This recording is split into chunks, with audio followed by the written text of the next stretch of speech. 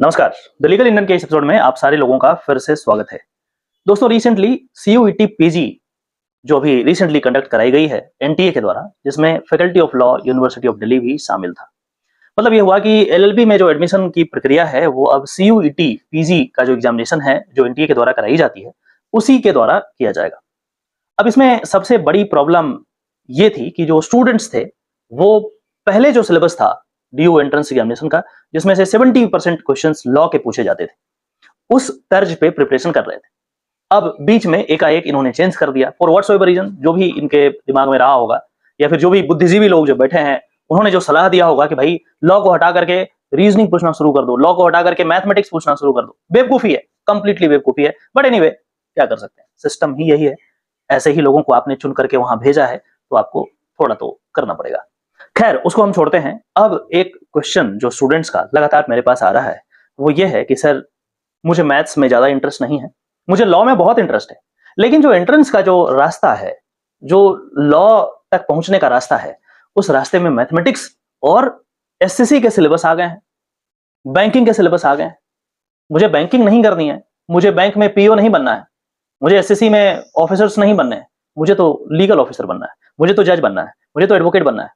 तो क्या करें, मैथमेटिक्स मुझे पढ़ना नहीं है, बट ये जबरदस्ती पूछ रहे हैं। अब इस सिचुएशन में क्या कर सकते हैं, क्योंकि बच्चों के दिमाग में ये भी है कि यदि इस साल उनका एंट्रेंस एग्जामिनेशन क्लियर नहीं होता है, क्योंकि मैथमेटिक्स अगले साल भी पूछा जाएगा और उनका मैथमेटिक्स ठीक है नहीं, उनका लॉ अच्छा है, तो कैसे होगा।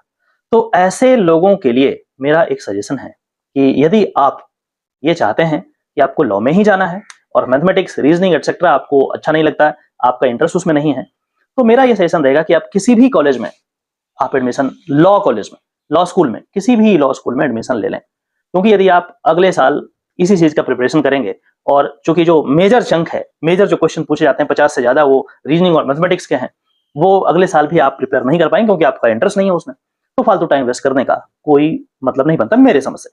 यदि मैं स्टूडेंट होता और मेरा मैथमेटिक्स और रीजनिंग कमजोर होता या उसमें मुझे इंटरेस्ट नहीं होती, लॉ में इंटरेस्ट होता, तो मैं अपना एक साल बर्बाद नहीं करता, मैं जरूर किसी ना किसी लॉ कॉलेज में एडमिशन ले लेता। ना क्वेश्चन इज किस कॉलेज में ले लें, ये भी एक बहुत बड़ा प्रॉब्लम है। किस कॉलेज में ले लें, कहाँ है वो कॉलेज। तो आसपास के जो भी आपको कॉलेज ठीक ठाक लगते हो वहां एडमिशन ले लीजिए। फिर अगला क्वेश्चन आपके दिमाग में होगा, सर वो तो फर्जी कॉलेज है, वहां पे पढ़ाई नहीं होता है, टीचर्स नहीं है, कैसे होगा। देखिए, अब मैं एक प्रैक्टिकल चीज आपको बताने जा रहा हूं। मैं प्रैक्टिसिंग एडवोकेट हूं, मैंने अपनी पढ़ाई दिल्ली यूनिवर्सिटी से किया, ग्रेजुएशन भी किया, फिर एलएलबी किया। तो मेरा तो खैर एक हिस्ट्री है जो कि दिल्ली यूनिवर्सिटी से जुड़ा है। बट जब से मैं प्रैक्टिस में आया हूं, और प्रैक्टिस में यदि आप लॉन्ग टर्म में अपने आप को इवेलुएट करेंगे तो आप पाएंगे कि प्रैक्टिस में वही आगे बढ़ पाएगा जो निरंतर कंटिन्यूअसली मेहनत किया है, सब कुछ सेक्रीफाइस करके।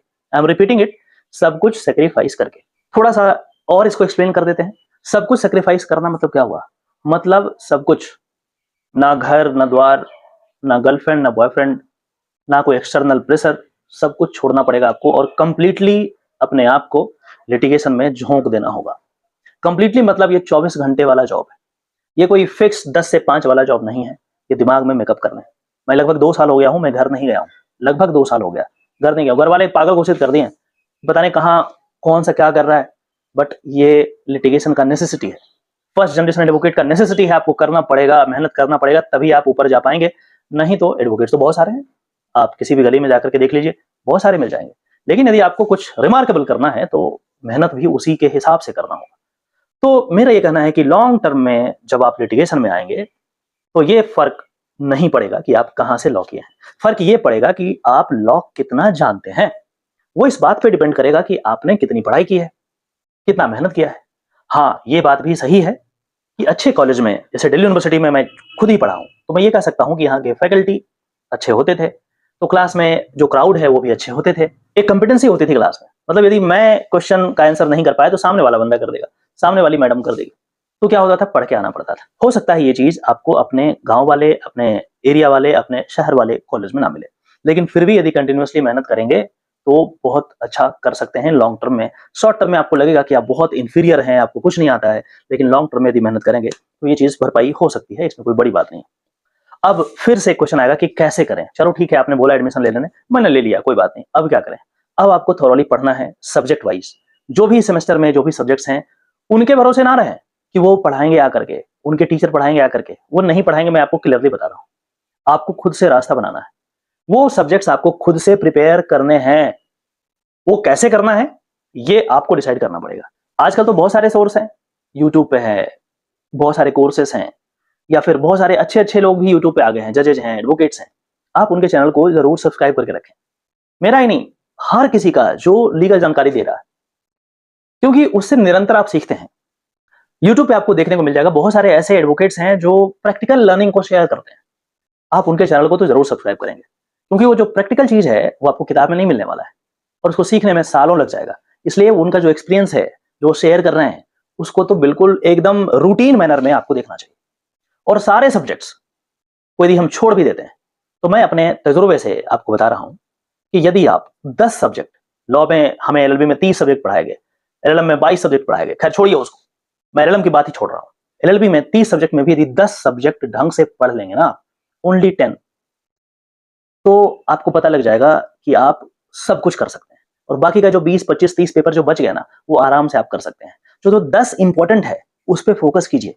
यदि आपको क्रिमिनल एरिया में जाना है, क्रिमिनल लॉयर बनना है, तो क्रिमिनल से रिलेटेड जो भी हमारे पास एक्ट हैं, जो भी सब्जेक्ट्स हैं, आईपीसी है, सीआरपीसी है, एविडेंस लॉ है, करप्शन एक्ट है, ऐसे और भी होंगे, इसको आप इस पे मास्टर कीजिए। सिविल में करना है तो सीपीसी जो प्रोसीजरल वाला चीज है उस पे मास्टर कीजिए। मुश्किल से 10 पेपर, 4-5 का तो नाम मैं गिना सकता हूं, IPC, CrPC, evidence law, CPC, constitution का दोनों पार्ट होता है, फैमिली लॉ का 2 पार्ट होता है, 1-2, ये सब यदि 10 पेपर ढंग से आप कर लिया ना, यही यूज होता है। बाकी सारी चीजें अपने आप कर लें। तो इस वीडियो के माध्यम से आपको 2 चीज सीखना है कि आपको एडमिशन वहां लेना है जहां पे आपका एडमिशन हो रहा है। यदि आपका मैथ और रीजनिंग ठीक ठाक नहीं है तो अगले साल के लिए प्रिपरेशन बिल्कुल भी नहीं करना है, टाइम वेस्ट नहीं करना है। एडमिशन लीजिए और उसके बाद पढ़ना शुरू कीजिए। 30 पेपर को छोड़ दीजिए, 10 पेपर को बहुत अच्छे तरीके से पढ़ना है। जहां पे जरूरत पड़ेगी मैं खुद ही प्रयास करूंगा कि चैनल पे आकर के कुछ ना कुछ आपको लगातार बताता रहूं। मैं ये भी आगे प्रयास करूंगा कि कुछ ना कुछ कोर्सेस, जो ये 10 सब्जेक्ट की बात मैं कर रहा हूं, वो हमारा जो एप्लीकेशन है उसमें मैं धीरे धीरे करके एक प्रोजेक्ट की तरह उसको ट्रीट करके मैं डालता रहूं। इसमें समय लगेगा, एकाएक नहीं होगा, लेकिन मेरी ये कोशिश रहेगी और मेरा एक एम है कि जो स्टूडेंट्स हैं, जो इंटीरियर लॉ कॉलेज में पढ़ते हैं, जहां पे टीचर्स नहीं आते हैं, जहां पे बस किताब देख करके आपको छापना है, बस आंसर लिख देना है और पास हो जाना है, वैसे स्टूडेंट्स के लिए ये कोर्सेस जो है बहुत हेल्प करेगा और उनको एक कॉन्फिडेंस देगा, और वो कॉन्फिडेंस बहुत जरूरी है प्रैक्टिस में। आशा करते हैं कि इस वीडियो के माध्यम से आपने जरूर कुछ नया सीखा होगा। यदि ऐसा है तो इस वीडियो को वाइडली शेयर करें और उन तमाम लॉ स्टूडेंट्स के साथ शेयर करेंगे जो अभी बिल्कुल समझ में नहीं आ रहा उनको कि क्या करना है। शायद उनको एक रास्ता मिले और वो भी एक सही रास्ते पे आगे बढ़ पाए। चलिए फिर से मिलते हैं किसी और टॉपिक में, तब तक के लिए अपना ध्यान रखिए। नमस्कार, जय हिंद।